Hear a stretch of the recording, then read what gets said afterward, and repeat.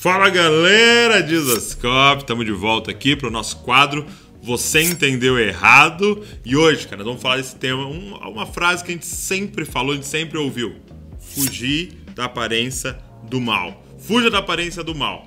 Meu irmão, Saulo Daniel, bem-vindo ao canal Dizascope mais uma vez. Fala, meu amigo, tudo bom? Como é que você tá? Hoje, na verdade, a gente tem um combo. Né? Esse texto, ele vem aglutinado com outro que também é uma maravilha de você entender errado e que eu já preguei e repreguei de forma errada muitas vezes.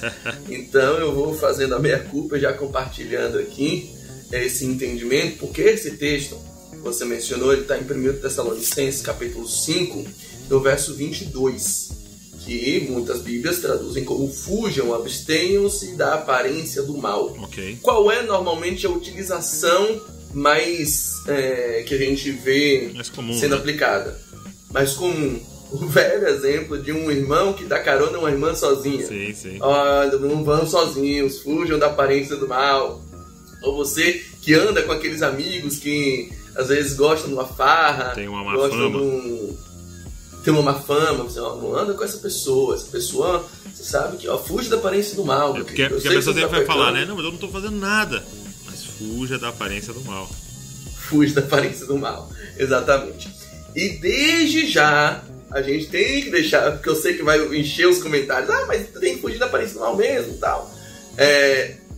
O conselho é correto, a gente tem que agir com prudência. Existem diversos textos bíblicos que Paulo orienta que nós devemos ser irrepreensíveis, que nós devemos ter boa fama, que nós precisamos nos apresentar como obreiros aprovados, que não tendo que se envergonhar, que nós não devemos ferir consciências, que nós não devemos agredir e ser causa de escândalo.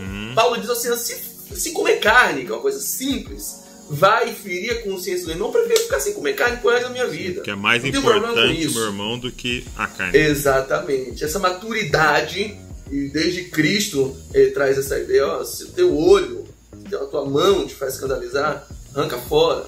Enfim, existem muitos textos bíblicos que a gente pode embasar e amparar para dar esse tipo de conselho. E é uma coisa legal de se falar, né? Porque é algo muito comum. Um conselho correto, mas amparado sobre um texto que não quer dizer aquilo, né? Exatamente.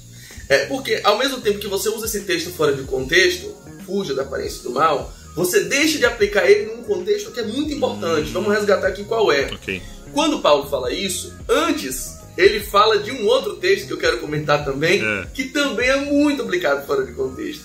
Ele usa antes o verso 21, que diz assim: examinem todas as coisas e retenham o que é bom. Okay. Examinar de tudo e retenham o que é bom virou um salvo-conduto para que a gente saia examinando de realmente tudo, provando tudo. Cara, eu vou provar maconha, vou reter só o que for bom dela. Talvez a sensação. Eu vou examinar todas as coisas, vou colocar o olho em todo tipo de material, posso ver material pornográfico, vou reter só o que é bom, o amor entre o casal ali. Enfim, pode dar uma série de desculpas, uma série de pensamentos. O velho come a carne e cospe os ossos, né?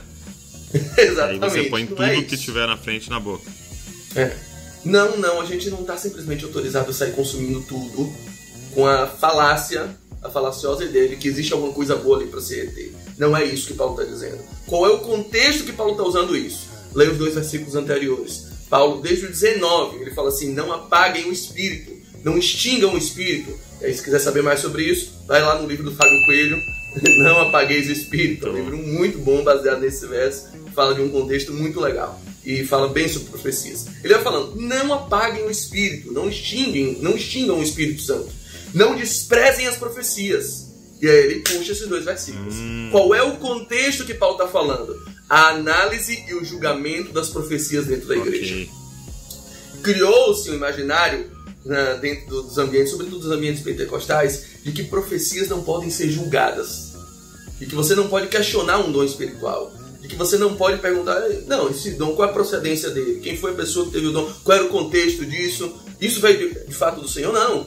O profeta nas igrejas, ou a pessoa que está manifestando o dom de profecia, ele virou alguém incontestável em muitos ambientes. Só que isso é exatamente o contrário do que Paulo, por exemplo, aconselha em 1 Coríntios capítulo 14, verso 29. Sim. Quando ele diz assim: quando forem falar em línguas, ou quando houver interpretação, falem 2 ou 3 profetas e os outros julguem. Não é nem ouçam, né? É julguem. Não, é uma ordem expressa. O dom espiritual, ele deve ser julgado, ele deve ser apreciado. E muita gente pergunta, como saber quando um dom espiritual é de Deus ou não é de Deus?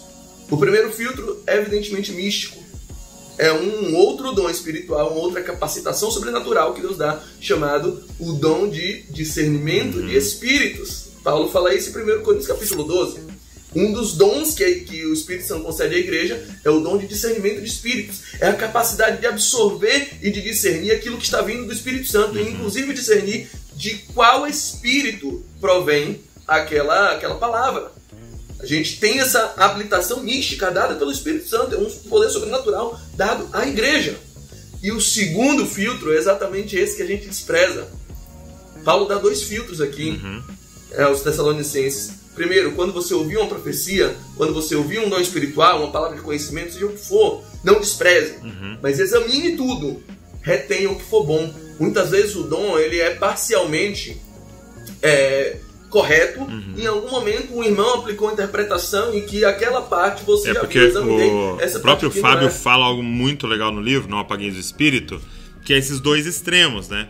Eu tenho o não examinar, porque aí é o que você falou, que um profeta falar tá certo, é ungido do Senhor, ai daquele que, né, desprezar e tal. Mas isso é um extremo e tá errado. Agora tem o outro extremo de tipo assim, errou a conjugação do verbo, falso profeta.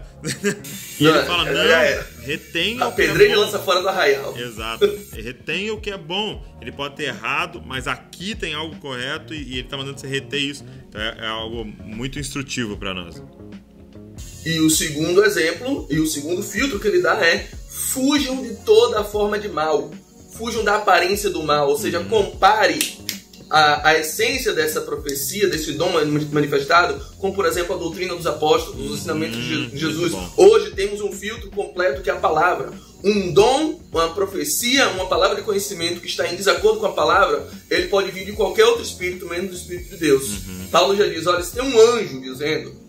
Se for eu mesmo dizendo um outro evangelho diferente que choque com isso aqui, seja maldito, seja anátema. Isso é um filtro que a gente tem que empregar e a gente não emprega, porque a gente está interpretando o verso fora de contexto. Então, o contexto dessas 2 advertências, dessas 2 ordens que Paulo dá aos Tessalonicenses, tanto de examinar tudo e reter o que é bom, quanto de fugir da aparência do mal, é no contexto da análise das profecias. E quando as profecias são manifestas no meio da igreja, precisamos de julgamento. Você me conhece, Douglas, eu te conheço. Nós 2 somos pessoas que cremos na atuação do Espírito Santo. Sem dúvida. Nós cremos que os dons continuam válidos. Nós cremos que o Espírito continua falando às igrejas. Quem tem ouvidos para ouvir, ouça isso. Eu não creio que os dons cessaram, não creio que os dons foram abolidos. Mas eu creio que dons precisam ser julgados. Acontece que em boa parte das igrejas hoje, a gente tem menos pudor de colocar uma mentira na boca do Espírito Santo e dizer Deus falou, do que simplesmente olhar para um profeta ou um irmão que manifesta um dom de profecia e carinhosamente dizer, querido, isso não é de Deus. Desculpa. E com amor e com maturidade naquele ambiente dizer, não, isso não foi uma profecia. Isso aqui está chocando com a Bíblia. Isso aqui não tem coisas boas. Isso aqui é fruto da sua imaginação. O discernimento aqui do corpo, o julgamento do corpo é esse. Então a gente tem medo de ferir os irmãos. Mas a gente não tem medo, não tem pudor de agredir e colocar mentiras na boca do Espírito Santo. Eu gosto muito da forma que o Luciano Subirá fala, e que ele até em várias conversas me disse como era o contexto em que ele cresceu nos dons espirituais. Porque é o que você está falando, né? Você vai chegar para alguém que está profetizando e vai falar para ele, cara, tá errado. Isso não é verdade, tá de desacordo com a palavra. E você está falando, né? A pessoa pode se sentir ferida. O Luciano falou que o contexto que ele viu era ao contrário. Quem ia profetizar pedia para as pessoas julgarem. Então ele não profetizava sozinho. Olha, traz 3, 4 aqui. E aí esses irmãos maduros julguem o que eu vou falar agora. Então não tinha nem como machucar, porque quem estava profetizando tinha que pedir que julgassem, porque é a ordem bíblica, que esse é o ambiente, né? Porque é um pecador ainda, né? Carregando essa palavra infalível, perfeita, mas na boca de um falível imperfeito. Meus amigos, espero que esse vídeo tenha abençoado você, e posso deixar uma dica aqui? O Saulo nos dê a honra de ter um curso de interpretação bíblica aqui no Na Mesa do Dizascope. Então, se você tiver interesse em crescer nisso, eu vou deixar o link para você. E para todo mundo que está nos vídeos do Você Entendeu Errado, a gente coloca um desconto. Então, esse link aqui tá com desconto. Vai lá para você sentar à mesa com o Saulo e aprender sobre interpretação bíblica com aulas bem práticas. Tenho certeza que vai te abençoar muito. Meu amigo, obrigado. Deus abençoe você e sua família aí.